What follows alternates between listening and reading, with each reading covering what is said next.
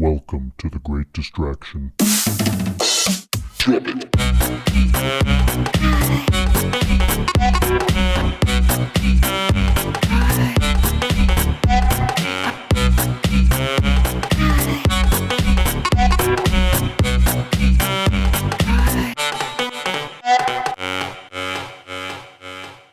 How's it going, people? This is The Great Distraction, and today the topic of discussion is personal hygiene. My name is Ben. With me today are my co-host Thomas. How's it going? And Rick. Hey, everybody. Thank you for joining us. The Great Distraction is a podcast that focuses on a vast and random range of topics, and we hope that each episode leaves you with, if nothing else, something to ponder.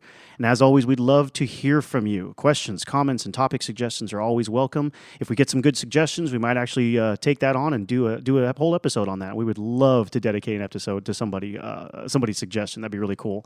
You can contact us on Facebook or via email at greatdistractionpodcast@gmail.com. Personal hygiene. Are you clean, Thomas? Are you sure? Let me smell real quick. Yeah. You got to do the underarm check, dude. The bird bath.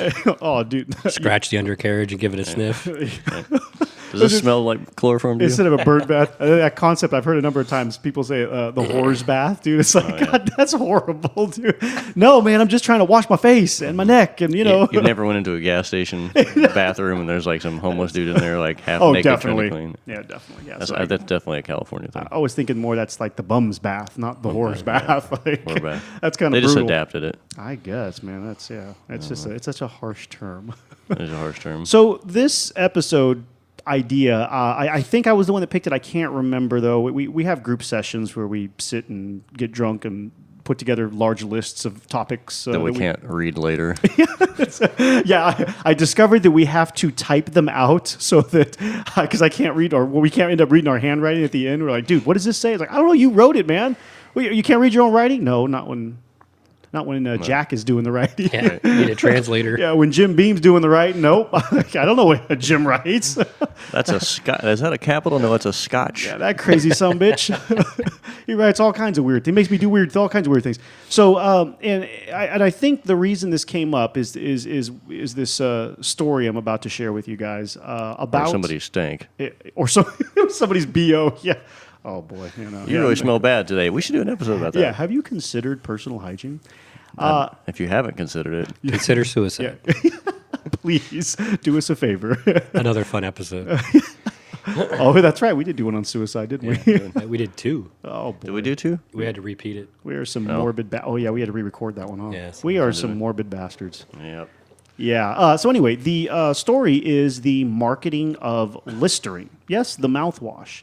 If you don't know any of the history of, and I'm not talking like how it came about, because Listerine goes like back to the mid 1800s, I think, as if I remember correctly. Medieval time, I hear. Yeah, the medieval times. Yeah, but it's got a really funny story with how it came about and the various things that it had been remarketed as and attempted to be sold to the people as, so that it could become successful. So. I'll read through the story here in a second, but the idea was that I felt that we found interesting was how many things are marketed to us that really don't do what they say they're going to do, or that are solutions looking for problems and trying to convince us, the consumers, that we need this, which is standard sales tactics, right? I mean, you need to create a sense of urgency. You need to explain to somebody why they need it and why they need it now.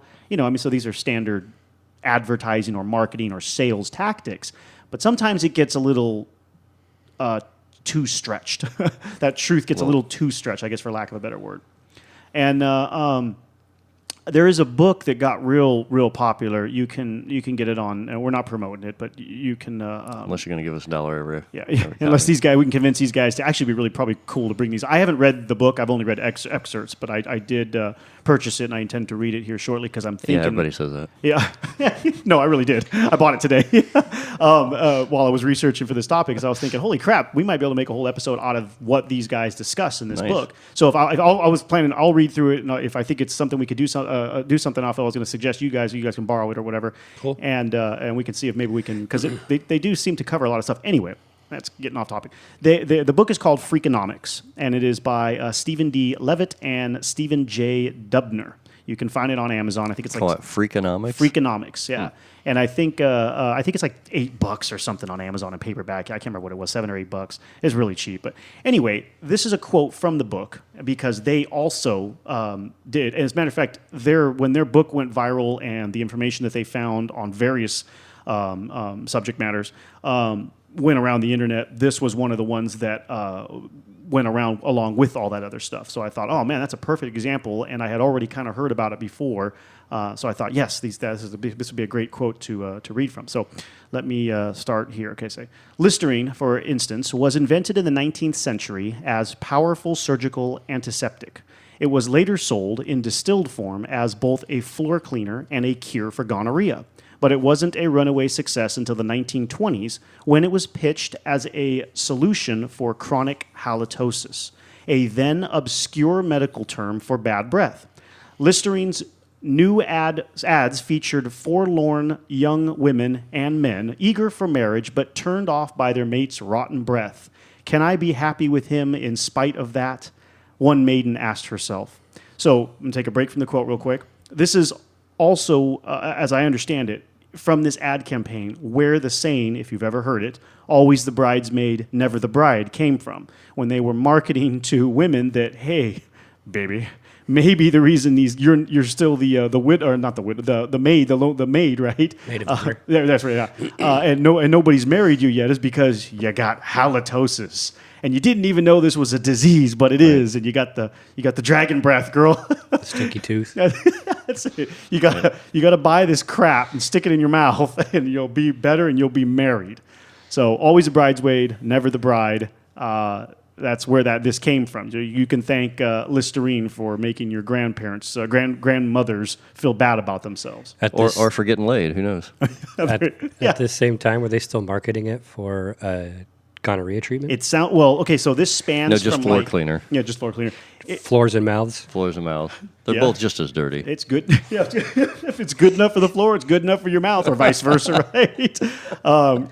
Some of this was cross-marketed, but I'll go into a little bit here too about what they had to change, and they got in trouble for some of their false advertising, right? I hope so. Yeah.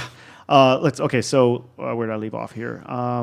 Until that time, bad breath was not conventionally considered such a catastrophe. But Listerine changed that. As the advertising scholar James B. Twitchell writes, Listerine did not make mouthwash as much as it made halitosis.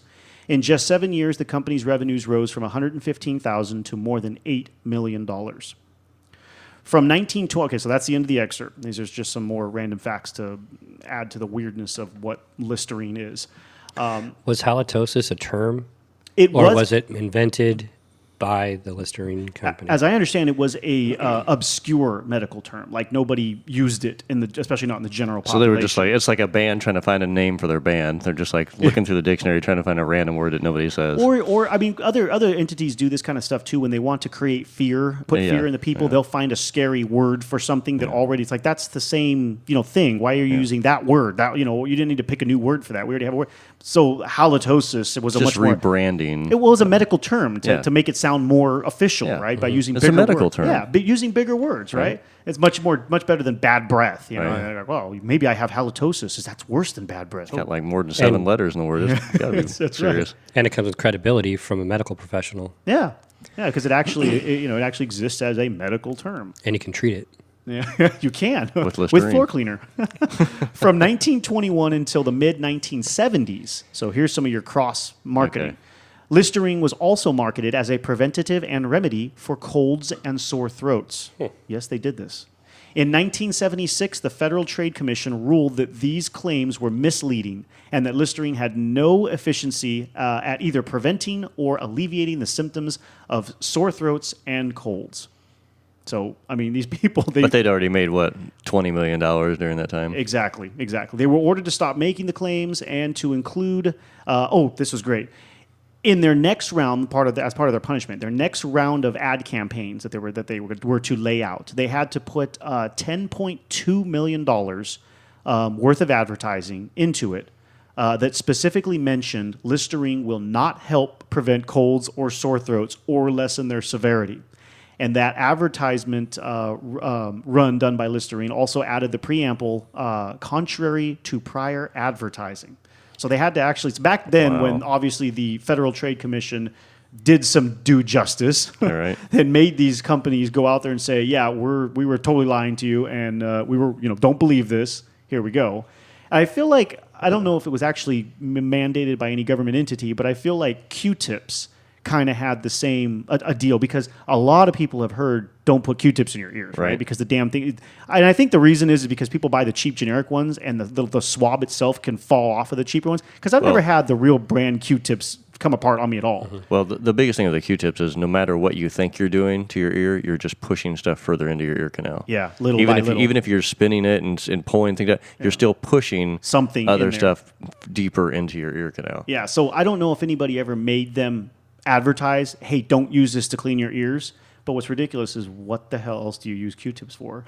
I mean, it's a makeup applicator too. Oh, well, I don't do makeup, so in the world, I'm working with makeup artists and stuff with film and things like that. They use Q-tips for everything. Okay, I use Q-tips, little cotton balls, and those little circular cleaning swabs. Yeah, that's all that stuff is used for especially in the TV world, is for makeup application. I use Q-tips for cleaning guns. It gets in little tiny crevices and whatever. But that's like the only other thing I've ever used Q-tips for, as far as I can remember. Cleaning stuff, getting into the things. There you go. I like to save old toothbrushes for getting in there with in the weird spot. But if that's too big, use a Q-tip.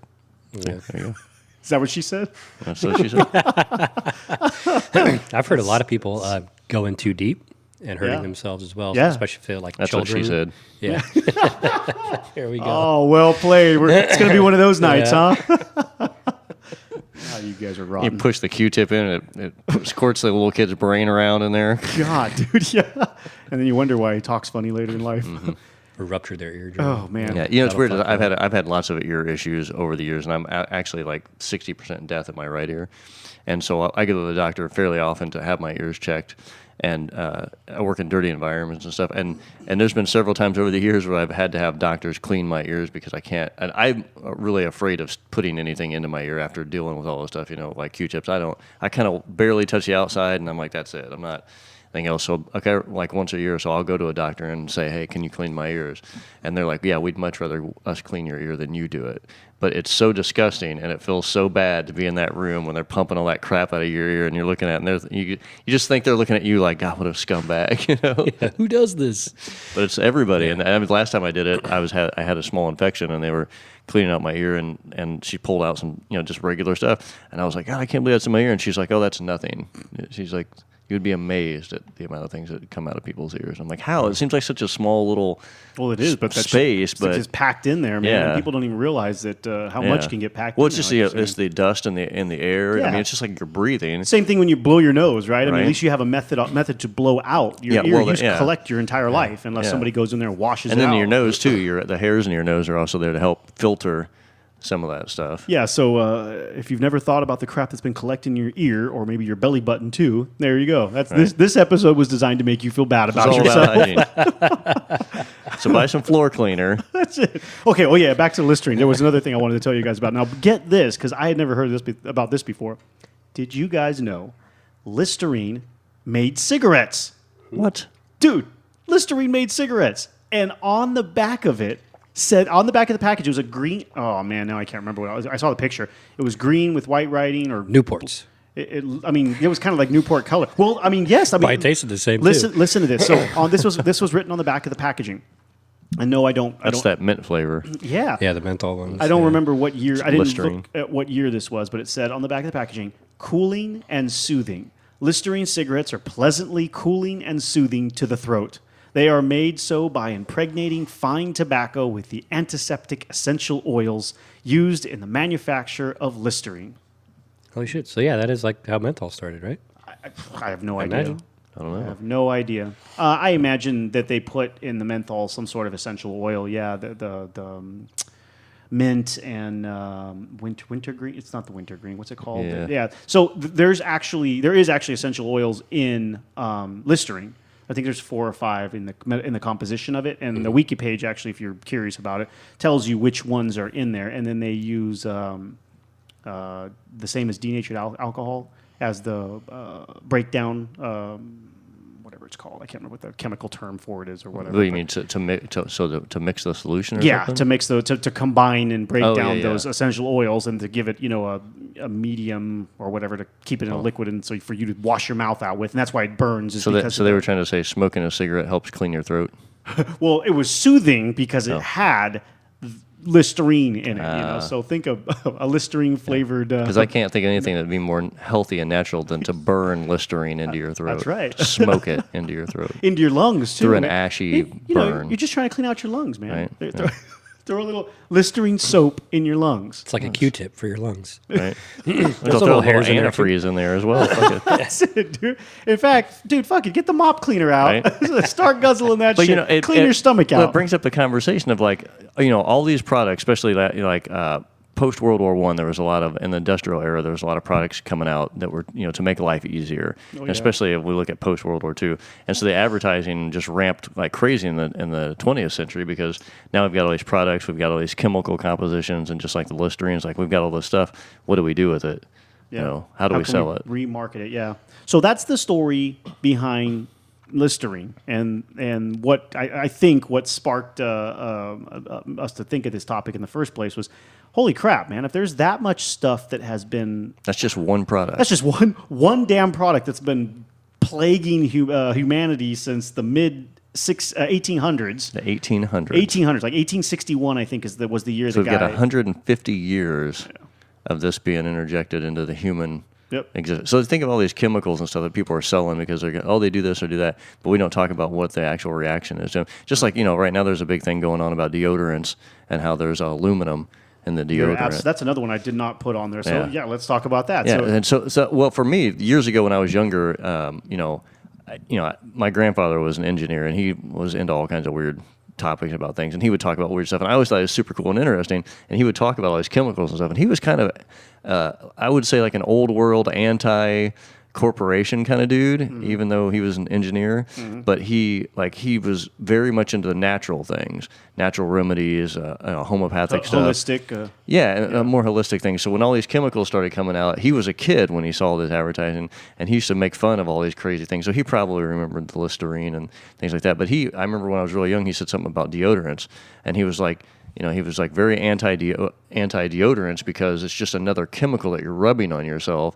And because he worked in engineering, he would study a lot of those and read up on a lot of these chemicals that were ingredients to these early things. And he was like, why would you ever want to rub this on your body? Yeah. This is what this does. And he knew what all these little things did. Yep. So as I was younger, I always thought it was like super fascinating, but he would tell me all these stories about all these crazy chemicals. Which is how we all should be today. Absolutely. Looking at every single product that we eat. But we don't. We just see an advertisement on TV. I can't pronounce that, so I'm just going to ignore it. Yeah, right. Yeah, well, we see an advertisement on TV, just like I quote it back to the diamonds. Now there's a big campaign going on in the diamond industry. Is hers bigger than yours? And it's a campaign that they're using to say to older women, the younger daughter is getting a bigger ring than you have. Yeah. Your daughter's ring can't be bigger than yours. I love marketing, dude. Right? So this is all just like this form of marketing that they use. So it doesn't matter if it's a cleaning thing or a personal hygiene thing, a car, a ring. Yeah. I mean, they'll go to any extent to sell you whatever crap that they have because they just, it's all about money. So it doesn't matter. So when I was a kid, having these conversations with my grandfather, it made me like very cautious of a lot of chemicals. Yeah, as we should be. And stuff like that. And so as I've never really used deodorants. Wow. And people, sometimes you say it to people and they're like, oh my God, I can't believe you've never used deodorant. I'm like, how conditioned are you to think that if I don't buy a particular product that I'm a dirty human? Yeah, that's exactly the conditioning. That's exactly the conditioning. Well, that's the thing, and it's how it's been sold is like all this, like if you don't do this, I can't believe you. And Americans are so crazy with this, like deodorants and then antifungal and all this crazy thing. Clean it. I mean, it's no wonder we have so many screwed up people who are like washing everything that they have 75 times to make it clean. And as we talked before the episode, cleaning something 1,000 times doesn't necessarily make it better for you. No, it doesn't. And a lot of times it wears things out quicker too, like in the case of clothes. Yeah. So I had heard more about the I can't ever Perspiration? say it. Yeah, the antiperspirants. Antiperspirants? Perspirants, yeah. I can never pronounce that freaking word. But I had heard more that those were something to avoid, and those are actually harder to find nowadays because clogging your pores basically was a dumb idea. So then that's when deodorants took over just to handle smell, I guess, to make you smell good under your arm or wherever the hell else you rub that stuff. Yeah. But yeah, I hadn't really heard too much about a movement of people not using it, unless it was for religious purposes or whatever. Like the East Indian culture. Yeah, some of them don't do that. It's against their culture. Yeah. But yeah, and as far as like the aluminum in the deodorant, there's a big push for like them to market or make it without the aluminum in it to market it to people that are conscious of that. Yeah. Which is silly that they were even doing it in the first place because it's not like they're unaware of what that does to you. Yeah. Oh, they don't care. But think about like who here had fillings when they were little and they were using mercury. There's another huge industry right there. In those fillings. They're pouring mercury in your mouth and it stays there for your life. Yeah. And they know how that breaks down in the body and what it does to your brain. And when you replace them, because I had those and had the silver ones rather, I had the silver ones. And then when you replace those, they give you this little. Maybe not everybody gets it in every state, but California for the Prop 65 stuff goes just really way overboard. But it's also good because people should be aware like we were just talking about, should be aware what the hell they're putting in their body.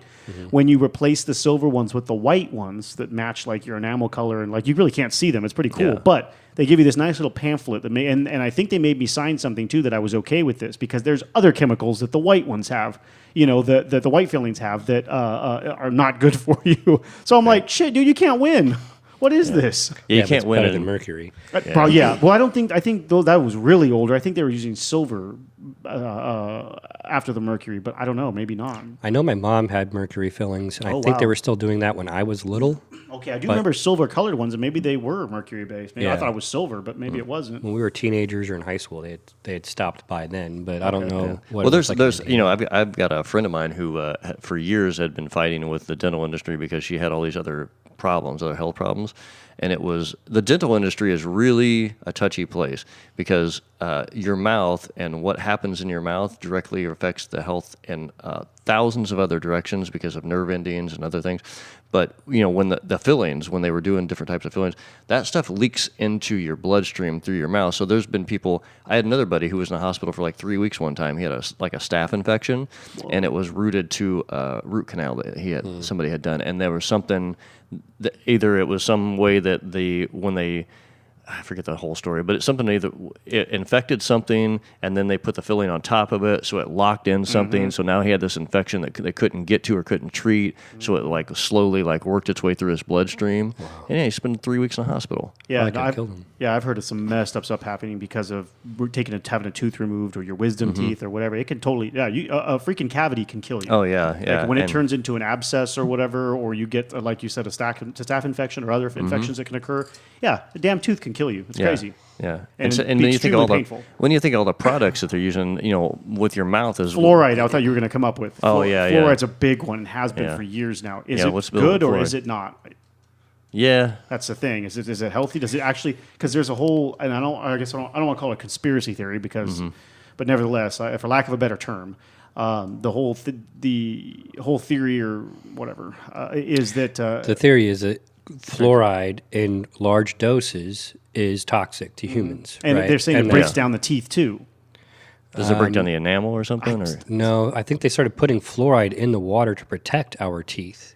That's what they say, but the people who are anti-fluoride claim that it actually just damages enamel, and it's a mental thing. Their claim, what I've heard, the conspiracy theories I've heard is that it somehow You see where I got stuck to? Fucks you up mentally, right? And it's toxic to you in large doses. But in the U.S., in the drinking water, they only put in a small amount, so they can calculate how much is within the safe levels. And the reason they started introducing fluoride into our drinking water is to protect our teeth. So, like if you look at old movies, like based out of like England or something, they had like historically just messed up teeth. It's because they didn't get the fluoride from brushing their teeth or taking care of them, and it started rotting them out.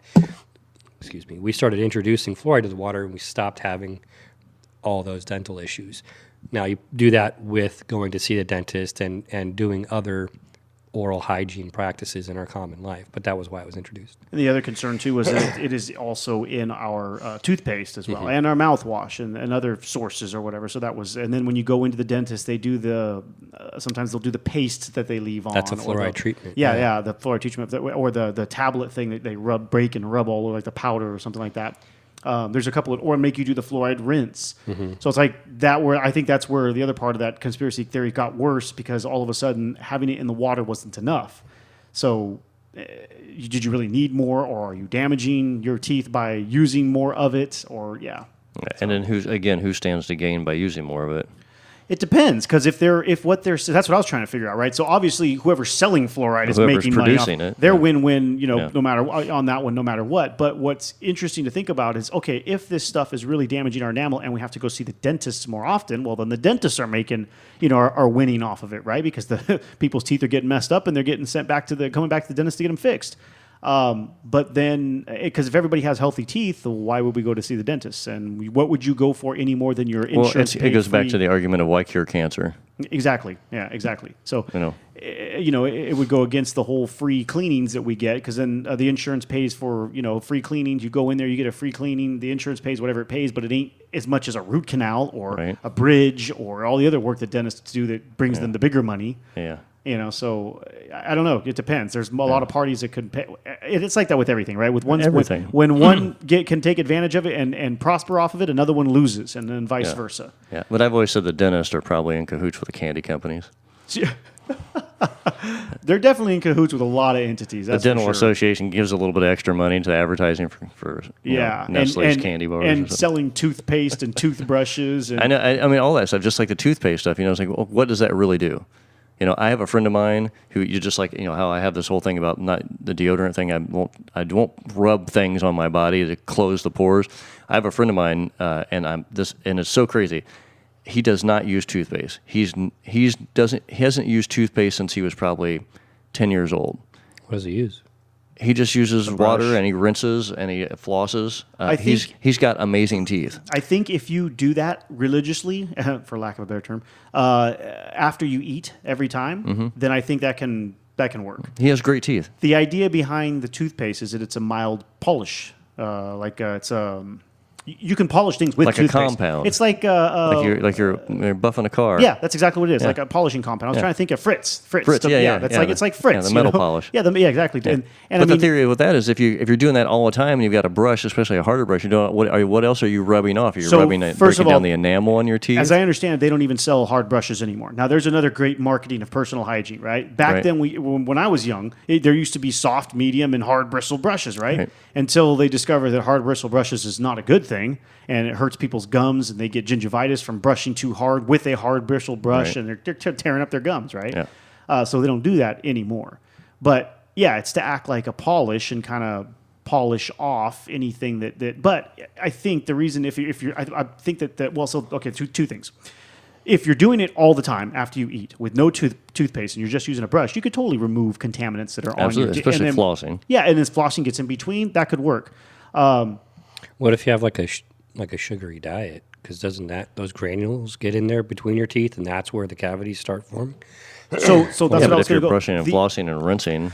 Well, the other thing I was going to say is not everybody is, I don't want, maybe genetically, some people have tartar buildup, plaque buildup worse than others. I don't know what caused how that works. I have horrible dental issues my whole life, no matter how much I clean and do, because and it's hereditary. And I've had several doctors tell me that your problems are hereditary. It is, yeah. Yeah, I've known people who really take really good care of their teeth, and their teeth will die at the root. It's not because they're eating crazy. It's just... all of a sudden, the root will die, the tooth will start turning black, and they have to remove it. They didn't do anything wrong. It just there is genetic issues that get passed through hereditary from your. But maybe we could come up with a product that we could pitch that would end your hereditary tooth paint. Well, toothpaste is already there. No, tooth paint. Tooth paint. Yeah, when it turns black, turn yellow, just paint it, man. It's fine. Kind of like the stuff when you're going bald and you spray it on your head. Yes, It's like a new enamel for your teeth. Yeah, just paint it on there. Yeah, I know. Clear I coat love it. it. I love the commercials, like the scrubbing bubbles. You see all the little cartoon things, and they're running around and cleaning stuff. When I was a little kid, I used to tell my mom to buy that all the time because I wanted to see the little scrubbing dude. bubbles. Shit, I need those little guys, dude. Right? They're But like a it's that Roomba, dude. But it's that advertising of like, look what it does, and it gives you Yes. this false impression yeah. where you have a sense of security in this product because you've seen this.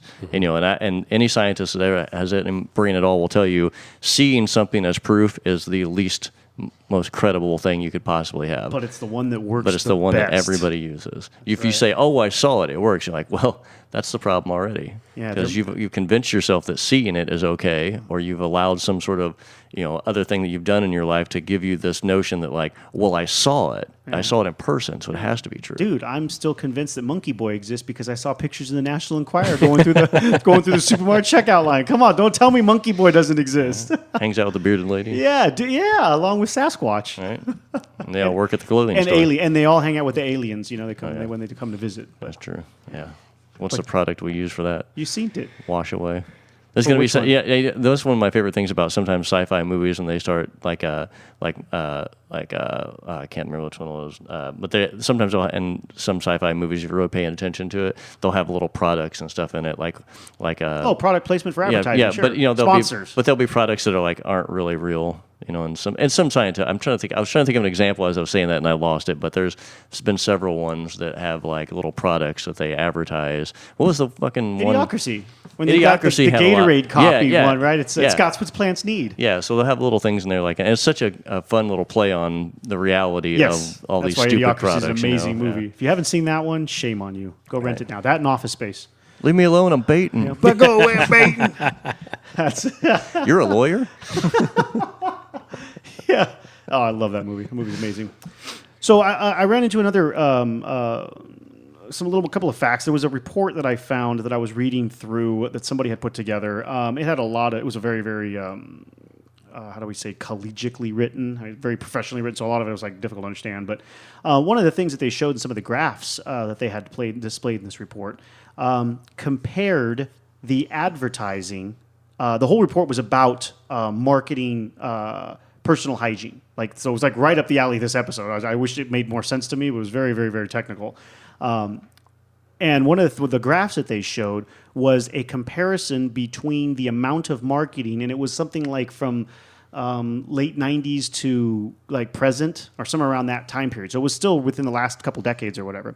And it compared personal hygiene to, let's see, what else was there?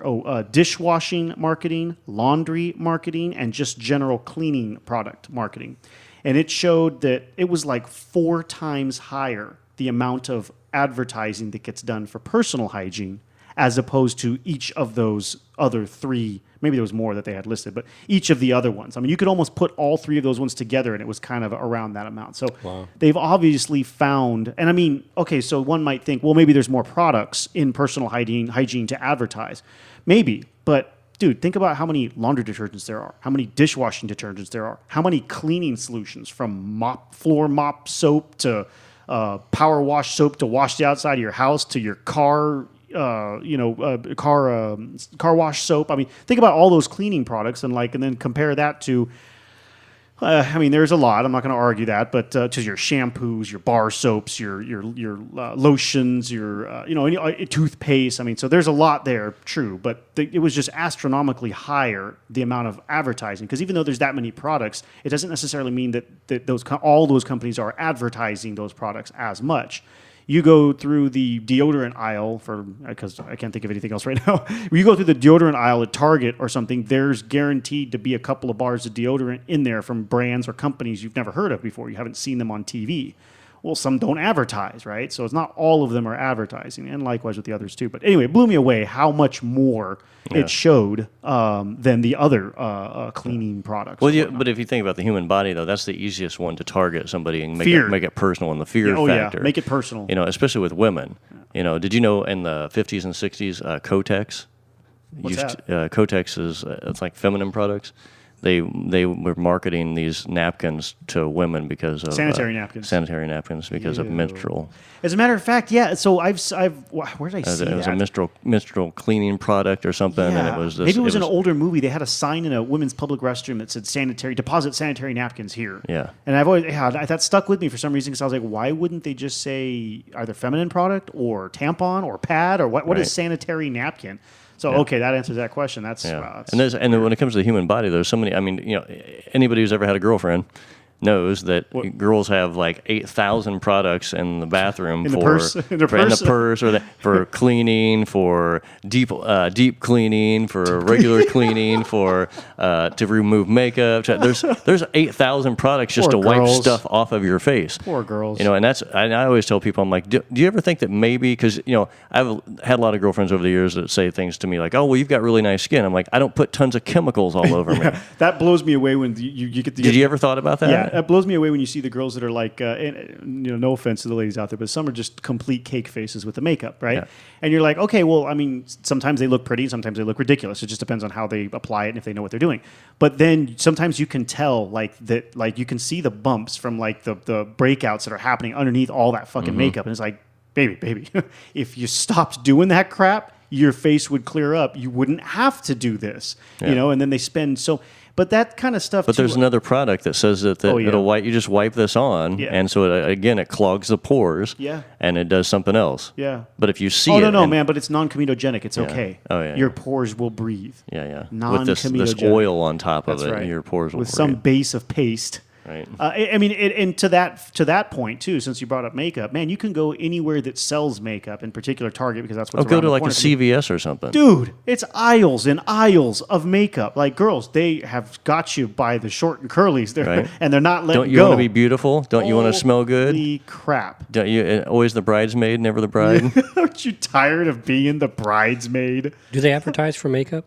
Yeah. Oh yeah. Avon or Revlon, and Cover something. CoverGirl. Hell yeah. There's hella advertisements. Yeah. In fact, I think some of them. Estee Lauder. Sure. They own a ton of. I've actually been thinking about buying stock in them. They actually do pretty good. I don't think that's going anywhere. Makeup ain't going nowhere, dude. That'd probably be a good investment if you can buy when they're low and stick with it. Yeah, I bet that. Actually, it's not a bad idea because makeup ain't never going anywhere. Right. I know, and it's a product that we've been sold because we scare people. We create this need. Yeah. Oh, you're ugly, or this is why you're single, or it has nothing to do with the fact that you're a jerk. But it's because you're not using this solution. You're not washing your hair with this rosemary, blue bonnet, fucking raspberry, mango. You're telling me if I don't start spraying Axe spray, I won't get the chicks, man. Come on. Right.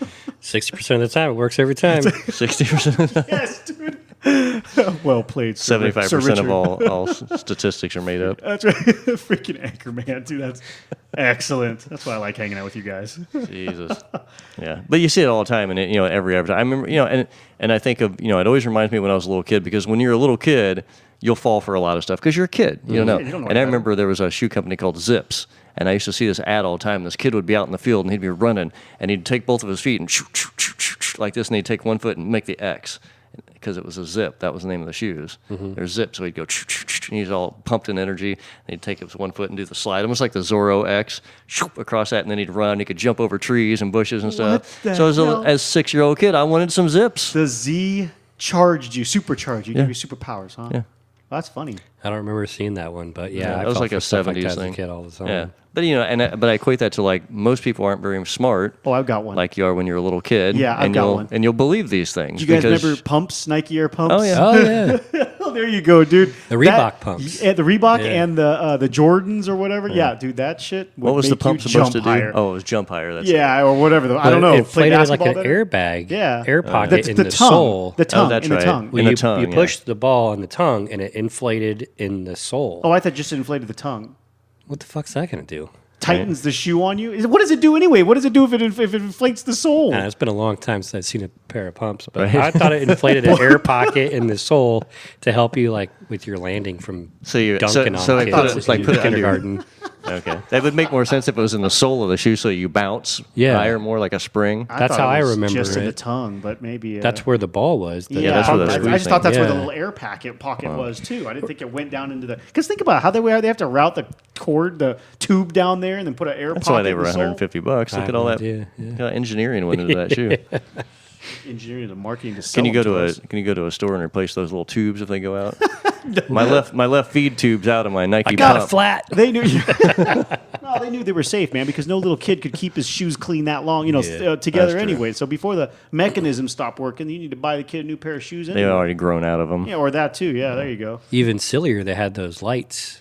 Like when you would step or Shut whatever, up, the those are lights cool. would flare up in the sole. You still got your Reebok night lights? No, they still have those actually. There's Really? yeah, Oh, yeah, kids, they you still can have- still I've get seen those when you pound on the heel and they'll Yeah. light up. Kids shoes, they have a lot of kids shoes like that. And then they have, if you're into rave culture at all, there's a lot of light up shoes and light up laces and stuff that people get. So that came back around for that kind of stuff. But yeah, I thought that died with my childhood. a lot I of feel things, left behind. A lot of things died with your childhood, Rick, but not that one.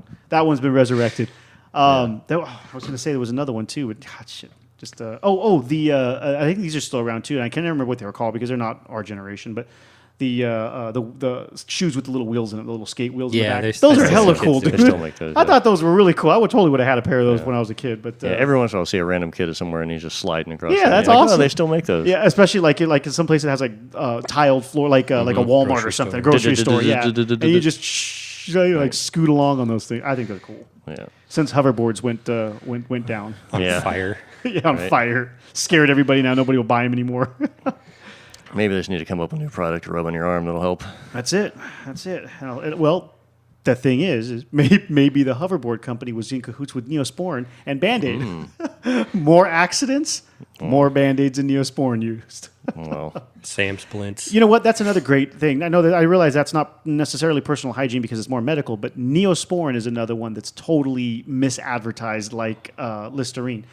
Neosporin, and I was just reading into this now, and I'm trying to remember now. Neosporin is an anti-infection. infection. Yeah, that. Okay. But it doesn't make things heal faster.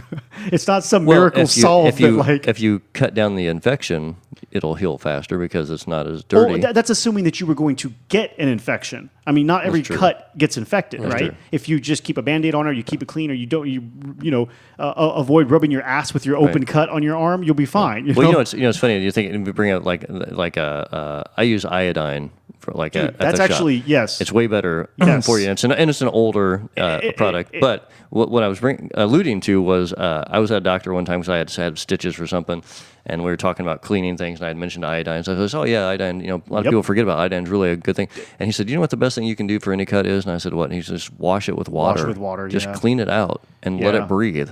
Your Yes. body will do a lot of stuff. But, we've got all this, we want to put this tape on this wound. We want to put this solution on this, all the gum. Some of these things work, but, you got to remember, people, that, somebody's making a ton of money by convincing you that the only way to solve your problem is to buy this product, to buy product A. Yeah, you And buy a if- box of Band-Aids, the damn things are expensive, man. Right? That's what they're trying to sell you. I was going to say hydrogen peroxide is no longer being told. It's not. It's definitely not good for a It wound. is not good, and I grew up thinking that it was, Yeah, a and lot of to people did. use that, and I mean, we didn't have the internet back then, so we did. But that was the advertising. That absolutely, was one of them. absolutely, and it's not. I don't think it is very detrimental, but at the same time, it something about it burns or damages the ends of the cells. skin that are Yeah. trying to repair, and that means therefore it makes it then it in turn makes it longer to heal. Takes longer to heal because it has to rebuild. Your body has to rebuild those cells that were closing the wound and keeping it together and then healing. Yeah. But and what's funny is iodine is freaking awesome. It's been the shit to use for a long time. But nobody has iodine in their house. I mean, most people don't. Most people don't, It's yeah. not a common household product. Which I can't even name a brand. Do you know a brand that sells iodine? the bottle of iodine I have at the shop is made, I think, by CVS. Oh, it's a CVS brand. So some of the drugstores will make their own brands of a lot of the more generic. All they're doing stuff. is repackaging it. You That's buy all they're iodine doing. from the iodine well, yeah, factory. that's what I'm saying. But that it seems like a lot of those products, and I've wondered about that myself too. I'm like, is there just not enough money in advertising iodine? Or is it one of those things that's going to get left alone for a while, and all of a sudden somebody's going to go, man, we got 80 billion tons of iodine over here we need to sell. We got to come up with a better gimmick. Or it's getting pushed out. Sort of like by- Listerine. Yeah. Or exactly. Next thing you know, you'd be reading about iodine for cleaning your floor. right? No, And your ass. Staining your floor all over the place. No, I think it could be too that it gets pushed out by the larger companies who don't own it. Like so we know everybody sees Band-Aids and advertisement for Band-Aids. Why? Because Johnson & Johnson owns Band-Aids, and Johnson & Johnson is a monster of a company, of a corporation. Promote that brand. Yeah, and that's what they promote. So maybe it could be that those companies keep down, since they're not invested in iodine, the advertising of iodine. And maybe it is such that no large corporation has rights or patents or marketing ability of totally iodine. True. So they don't advertise it and tell people how good of a product it is. No, but and another thing too is if they're already making 7 or 8 other products that they're trying to use to do the same thing that does. Now it's competition. Now it's competition. Why do you want to buy that? Yeah, but that doesn't necessarily affect it too You're much. right. So once the patent is open to the public, you can sell them under other things, but you trademark the name. Like Ben said, Band-Aid. There are many different kinds of Band-Aids out there, but only the Johnson & Johnson ones are labeled Band-Aid. It's like Kleenex and tissue.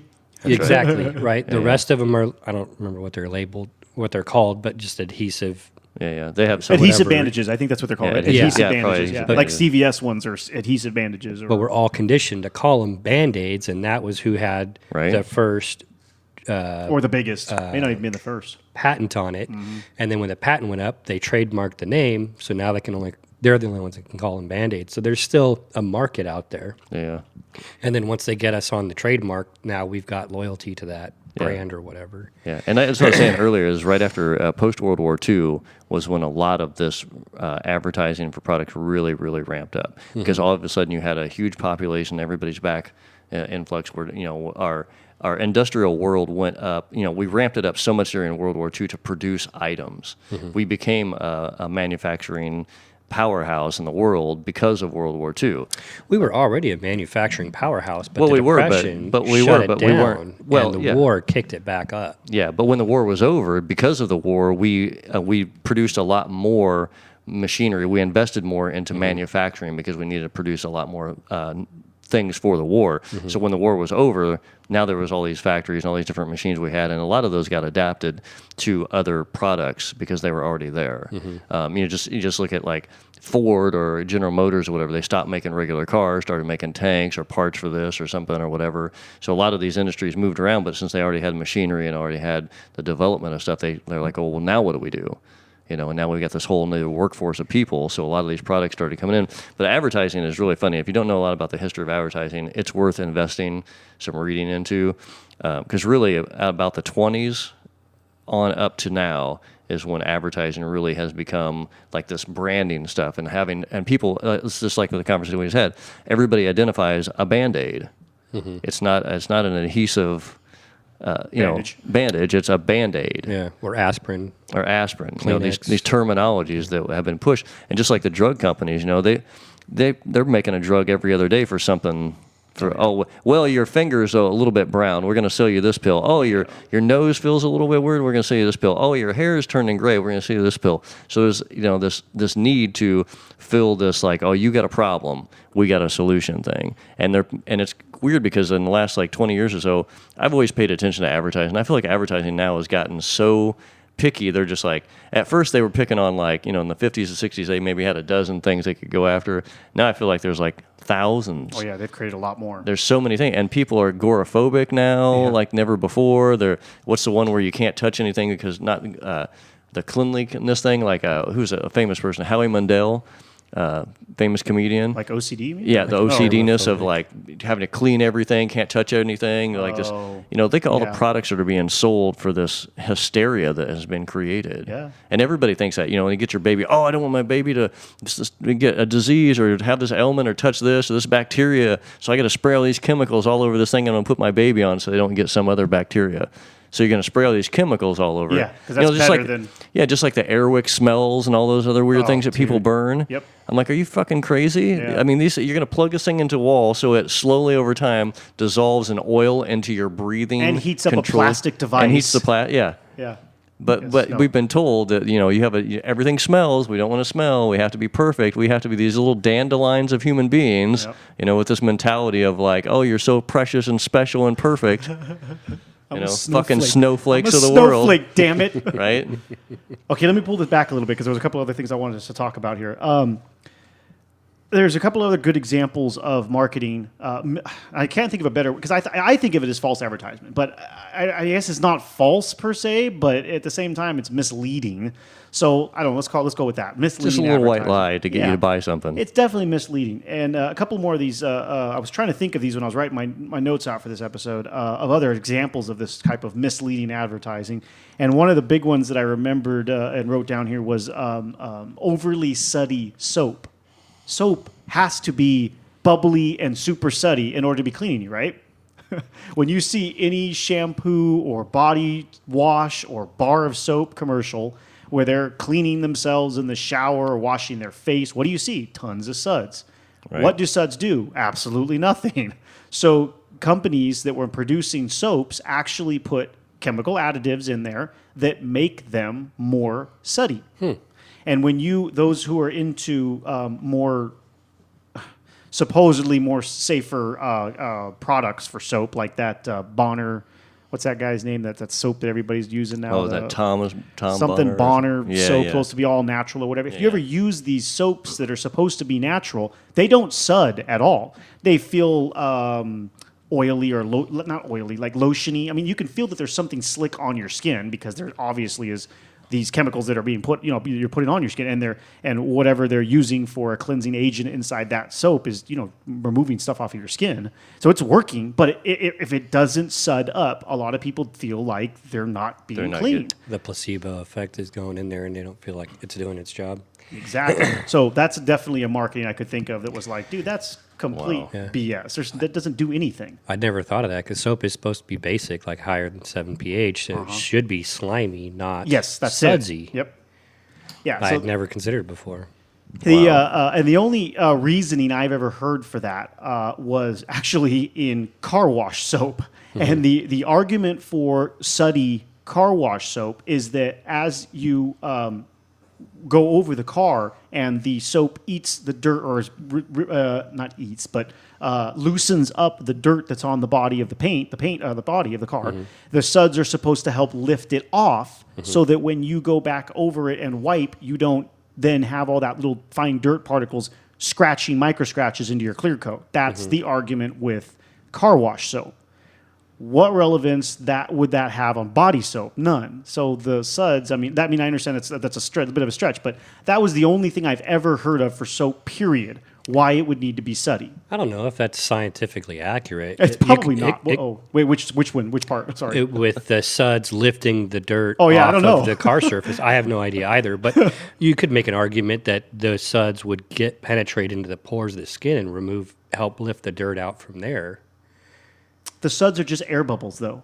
How would that? They're not getting into anything. But have I no see what you're idea. saying. It's like, Yeah. that's I just hadn't it. Most considered people this won't before. think of it. So that's just it. They play Yeah. off of your ignorance, and they're like, they'll tell you. And like Thomas said before, it's like I wanted the scrubbing bubble soap as a kid also because Fuck, it dude, just hell seems yeah. like it's Bubble doing its bath. job. Right? Yeah. I just wanted to dump it in the bathtub and watch these guys race around and clean the thing Do for you me. know how boring it was when you were, Mom, please, can I take a bubble bath? I want to take a bath. And you go in there and like, Mom, why didn't you buy the super bubbly soap this time? Right?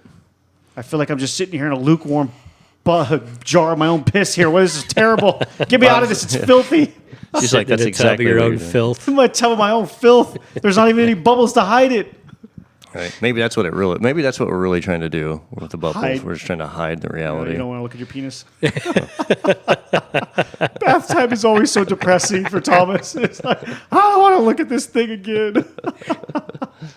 We want to hide under our bubbles. Hide under our bubbles. Oh, Yeah. okay. Let's keep going here. There's okay. Now, hear me out. Hear us out, because I know these guys are going to agree with me on this one. There is Beer 30? What's that? What's that? I'll second that. Beer 30? Oh, beer. Oh, yes, it is beer 30. Yes. Sorry, I thought you said something else. Okay, showering every day. Oh, Now, it's terrible. Hold on. Yeah, hear us out before you go. What the? Yeah, you got to shower every day. Okay, there are quite a few circumstances other than camping or hiking in which Having sex with multiple partners. Ew. that circumstances or criteria, characteristics, whatever you want, of individuals such that they don't really need to shower every day. And the first example I will throw out for that is if the girls out there, they'll already know about this, but some guys might not be aware of it. A lot of girls do not wash their hair every day. Like a lot of girls don't. It takes forever to dry. It takes a long time for them to wash because there's so much of it.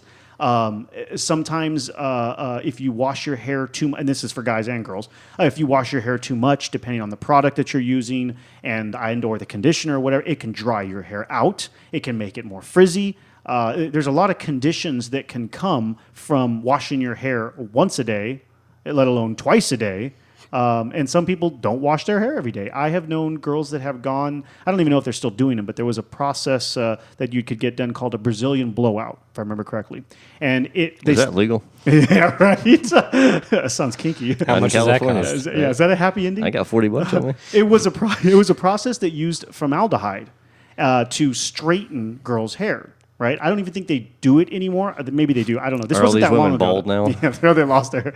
Well, so the thing was it would last like 6 weeks, and no joke. I knew a few girls that had it done. And it was holy shit, made their hair beautiful, just like perfectly straight. From a girl who had like really kinky hair or curly hair or whatever, never got straight unless they spent 45 minutes flat ironing it out. yeah. You know, it's like straight. But the more you washed, the quicker you washed it out. So they would only wash their hair like once a week or maybe twice a week at most to try and get it to last. And it was like $300 It was not a long process to do, right? So there's an example. That was the first time I had really heard of that. I was like, wait, you don't wash your hair but once a week? Like, well, the hair thing is a great example to talk about products because overwashing your hair dries it out and kills it. And your scalp, too. And it kills your scalp. And one of the best things for your hair, and you can go back to Indians on this one, Native Americans, the oil in your hair is there for a reason. Yeah, the oil that comes from your scalp is for a reason. When you're washing constantly, you're removing all this stuff, Yes. and I have a feeling at some point we're going to be willing to look at the reality of some of these products and point out what they've been doing to the humans, like making you bald and all kinds of things by doing these things. I have dreadlocks, and I have and constantly people will say, "Do you ever wash your hair?" I'm like, "Well, what the fuck do you think, dude?" You ever say anything smart? do you use your brain? Yeah. So I'm like,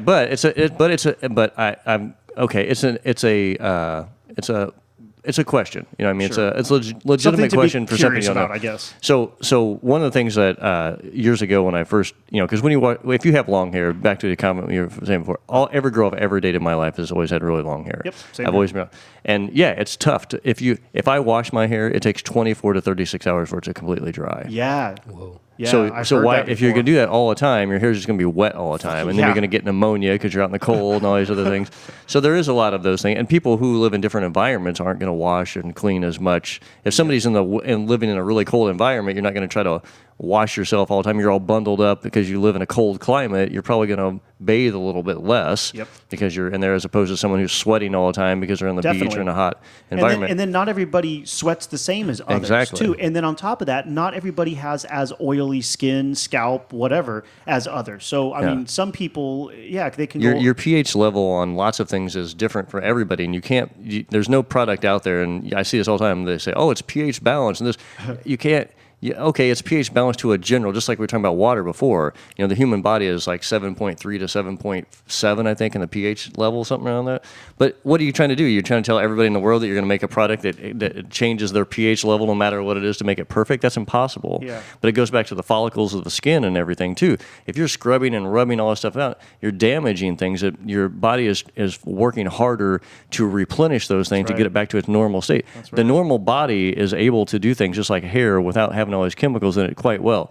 So the reason I was bringing this up was one time I was cutting some of my dreads. I cut like a foot of the length of it. Damn. So I decided I wanted to dissect it because another person I knew had dreads, did the same thing.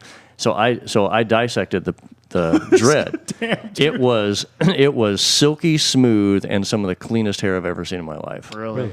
Because the hair that's around it is protected, so the oil that's in there stays in there. And most people, like if you look at people who are more like African Americans for sure, and people who have a different oil content to some of their skin or their hair follicles, things like that. Yep. That's a natural oil that's meant to be there. So if you're scrubbing it away with all these soaps and conditioners, you're drying out your scalp, your skin, your hair follicles. I mean, you're doing a ton of damage, but you're buying this product. Yeah, and something else to consider too. A lot of people, most people with oily skin actually age better. Yes. So stick that in your pipe and smoke it. Right. When you're sitting there scrubbing it all off, it will actually make you age better. Now, yeah, I understand it's not exactly the most fashionable thing to start running around with a whole greasy ass face. Yeah. Trust me, I hate it. So, but some of these oils are there for a reason, and some of them are they so totally good. are. So years ago, I decided for me, I was like, okay, well, I don't believe in giving all these horrible companies tons of money for no reason. I don't really see that as a plausible thing in my life. And two, they're doing damage. I know they're doing damage. They're not going to say that, but in the reality, scrubbing something constantly, you take the paint in your car and you wash you decide every single day you want to wash your car. What's it going to look like at some point? You're going to rub through everything. You're going to rub through the clear coat. You're going to rub through the paint. At your skin and your body, and it's the same way. So these things are just eating away.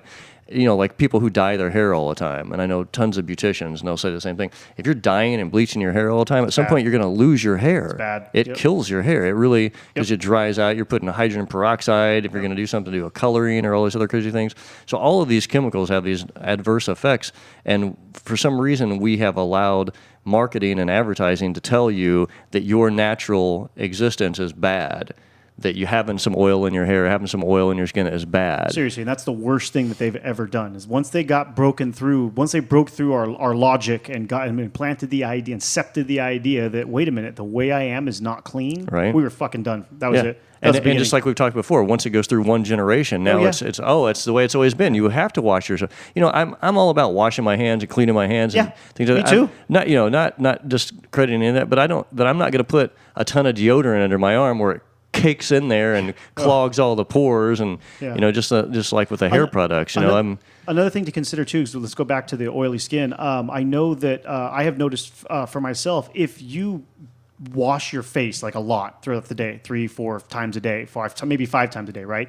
And let's say you're using something that's a very harsh, like straight up oil stripper, right. From taking. Because you need to have zero oil on your skin. Zero oil on your face. Your body will compensate as best it can, and I have noticed that it can actually start producing more oil because you are stripping off a lot of it throughout the day, and it's like, dude, what are you doing? Now you're compounding this problem. Yes, now you're making it worse. So now you start off just washing your face once a day, and then okay, your body's doing this, but then you're like, nah, I need twice a day. Okay, now your body's like, dude, you're taking too much freaking oil off. Now I'm gonna start producing more. So now you're like, shit, I have more. Like this is getting terrible. Now I gotta start washing my face 3 times a day. And then you just keep going on and on like this, and to an extent, obviously. But I mean, your body might be compensating, to try to make up for it. That's right. Yeah. So I take this back to the cake face makeup thing we were talking about, and then girls breaking out. I've always tried to figure out what is the science behind why that's happening.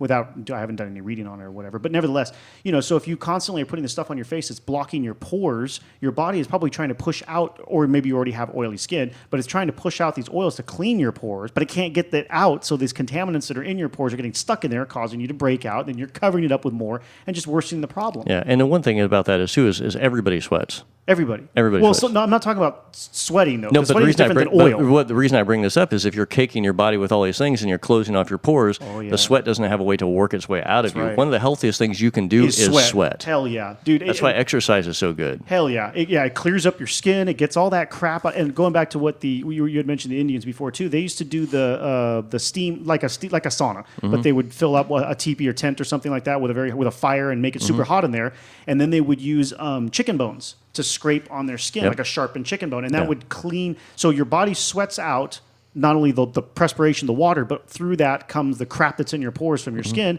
You wipe it off. In their case, they use the sharp thing to scrape it. And there's been several different what's the phrase I'm looking for? Exfoliant. Well, no, I mean, there's been several different, like we talk about Indians, like cultures. There's been several cultures that have done that. You go back to like Egyptian time and things like that. They would use harsh tools to scrape their skin. They would get hot and let sweat, in the saunas and the hot baths and stuff. That's why saunas are cool now too, because it does the same thing. You do, and then you go jump in the cold, take a cold shower, close all your pores up again after you get the stuff out of your pores. Yeah, I'm one of these retarded people that when I take a shower, I do it as a sort of like I don't know how to describe it, more of like a routine that I feel like helps me. I don't really like super hot water, but I know what super hot water is good for. It helps clean things out. So for me, like with my back, one of the only things that help my spine feel better, because I have all kinds of back problems, is the water. hot Is water. the jet thing. So I'll do that and let my back warm. It's like having a hot compress. Yep. And I'll sit there for a while, but then I'll kind of clean and get the pores, and I'll scrub, and I'll get my body temperature up like I'm in a sauna before I start taking a towel or a washcloth and washing myself off. I'm trying to get my pores to open up a little bit in the shower. So I'm in there for a few minutes before I do that. Before I get out of a shower, I switch the temperature and turn it back to cold. So when I walk out, as I'm leaving the shower, it's a cold water, so it helps close your pores off. Yeah, and that helps it too, so that you're not like sweating when you come out of the shower. Because sometimes that'll happen if you're taking a hot shower in the summertime, basically, which I do. I don't really like cold showers that much. No, it's not a cold shower, but even a cool making shower, it colder than just on the way out. Yes, because then it starts cooling you down and closes the pores a little bit, and then when you get out, you're not like sweating from the hot shower that you just took. Yeah, definitely. Yeah, during the summertime, I take like at hottest, maybe a medium temperature shower. Yeah, exactly. Because I'm like, I'm already hot. I'm already having issues overheating. Sweating. You know? Exactly. Yeah, but again, those things are natural, and because of this, all the advertising to sell these products, the number one campaign is to end anyone's reliance on natural things. Oh, you yeah. know, don't. Well, you ones can't that they sweat. can't Are sell you going you. to sweat? Yeah. That's disgusting. I can't believe you would sweat. Yeah. Sweating is awesome. One more I wanted to talk about too, that bugs me all the time, is laundry soaps, laundry detergents. Oh man, dude, it's getting harder to find one that doesn't have scents or like extra crap added into it. People think that their clothes have to be anti-static, which that means they're coating your clothes with a chemical that you're wearing and that you're Usually touching. a wax. Whatever the hell it is. It's coating your clothes, and that's how it does. That's how it's providing the anti-static functionality or whatever. And then the scents, your clothes, they have to smell like this stuff. They can't just smell like nothing, Right. They have to smell like... Can't be neutral. Yeah, it just can't, It's Can't gotta smell clean. Yeah, there you go. Smell clean. They gave us that definition, they defined what smelling clean smells like. Why does boysenberry or cucumber melon, why is that clean in your mind? That's food. Not not supposed to be. But isn't clean. it a great smell? Yeah, I mean, it has a great smell. But where in the hell did it come from that we associated that with being clean? I think like the citrus smells came from old school citrus cleaning power. Yeah, they would mix vinegar, Which is totally legit. That's and legit, lemon yes. or orange because the citric acid would help break down whatever they were cleaning up. But so that's probably where that comes from. But I couldn't imagine that the citrus was that overwhelming. But then they add in all the other shit to make it smell like daffodils, fresh summer linens or whatever. Yeah. Now my Tide smells like a fairy fart, dude. I mean, it's just it's ridiculous. And when they add all those extra things in there, it makes my skin all messed up. Dude, it does. It does irritate a lot of people, and it sucks because it's getting harder. Like I said, it's getting harder to find the ones that doesn't add any of that smell. Tide used to make one. There was a couple of generic ones that used to make one. I have to. I can't even touch Tide. I can't even be in the room with Tide. I know. But I have to buy, when it comes to like the laundry detergents and stuff like that, I have to buy scent-free. Yes, that's what I look for, and it's getting harder to find. It is, and there's a couple companies that I use pretty religiously that are really great. Okay. And I've never had any skin. But I have all kinds of weird. It was soaps and Dude, reactions to some of the things. A lot of people do. What my wife's Because they're got not natural. No, hell no. us on is baking soda and vinegar. Yeah, oh yeah, I've heard of that. You can get like the big, like 20-pound box of Arm & Hammer from Amazon or whatever, and a big old jug of vinegar. And Same thing. you just mix that up and use that to clean your clothes? Yeah, my wife's got a recipe or whatever she found online. That's and awesome. She introduced that to our use process. that combination to clean the washer, but I do that hadn't too. thought of It'll doing clean your clean the clothes. Damn, that's not bad. And think of all the products that we could remove if people started using apple cider vinegar again. Yeah. Dude, that stuff is like Dude, my some grandmother- mysteriously amazing compound. Vinegar and apple cider vinegar were the two things my grandmother was like, this is all you need. Yep.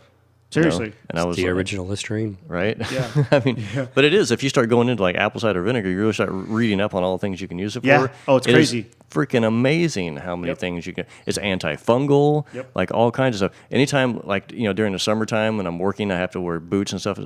My feet get a little, Funky. shitty, a little funky, and I'll soak them in like water and apple cider vinegar and Heard of that? just clean it. My feet feel amazing. That's I mean, the skin's soft. I mean, it's like if people who have like a lot of people have like, especially on their toes, will have toenail fungus and things like that. Yeah. If you just soak your feet in apple cider vinegar and water, You can combat that. Huh? it can. There's so many different things that it can do. But those sort of products, that one product that can do 800 different things, none of these companies want you to know about that. That's those things. Just like the iodine Those products are the situation. iodine. Yeah. Yeah. Exactly. Like, well, why do you, we don't even have the rights to that. Like you were saying earlier, Rick, was like, if this person doesn't have the rights to that, well, they don't want you. That's competition. We don't want you to buy that. Yeah. Don't worry about making that. money on it. Yeah, we got this other product that makes you smell, douchey fresh. And it's like with the medicine or whatever, there's probably a lot of iodine in their product, and then they add some other filler stuff in there and then sell it to you at a higher rate. Yep. Or totally off subject, but of hygiene, but like Bisquick. You guys buy Bisquick to make pancakes pancake or mix. biscuits? Yeah. It's got a ton of other uses too. It's pretty much flour Yeah. with a little bit of extra shit in there. Yeah, some So if sugar you and- made your own pancake mix, it's like a whole bunch of flour and a little bit of baking soda. Yep. And you can save yourself a shit ton of money. Yep. Yeah, but I've also heard that you can make a paste with it and put it on a wound, and it'll help pull infections out. What? I hadn't heard of that. Oh, that's crazy. No, I've never heard of that. There's all kinds of weird things like that you can make like pastes out of and stuff. And it's what people did before they had 8,000 other products Of course, or whatever. yeah. Before there was a pharmacy down the street Yeah, to sell you all kinds of crap. Yeah. Wow. Before Joe that owned the pharmacy was looking to buy a new vacation house in the Bahamas. Yeah. Okay, so guys, we are a little bit over our time, so we're going to cut it off here. Hopefully you found that informative and interesting, and we'll see you guys next time. Thank you for listening. Show notes and other info can be found at our website, greatdistraction.com. The Great Distraction is listed in iTunes, and we greatly appreciate it when our listeners take the time to look us up and leave us a 5-star rating and review. That helps our show grow and motivates us to continue producing content. If you'd like to get in contact with us, you can do so using the email address, greatdistractionpodcast@gmail.com, or via our website. We're always interested in hearing any thoughts, comments, or questions from our listeners. Keeping up on the latest from us can be done in several different ways. You can add us to your favorite RSS feed tracker. The link is available on our website or in iTunes. Or you can also follow us on Facebook and Twitter. Just search for Great Distraction, one word, no space. As always, thank you for listening, and thank you for all the support.